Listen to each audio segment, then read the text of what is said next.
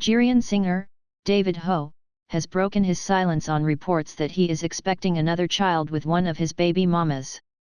The news surfaced after rumors claimed that the musician had impregnated one of his baby mamas in Atlanta, causing a messy situation. It was reported that Davido's father was infuriated with him, and his fiancee, Chioma, had moved out of the house in anger, but later returned after several pleas. The situation is still not settled, and the husband has even dedicated a song to the incident. The baby mama in question has also refused to abort the pregnancy. In response to these rumors, Davido took to Twitter to share a cryptic post using lyrics from one of his songs.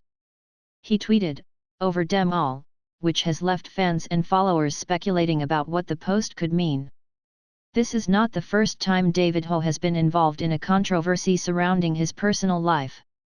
The singer has multiple baby mamas, and his relationship with his fiancée, Chioma, has also been the subject of much speculation.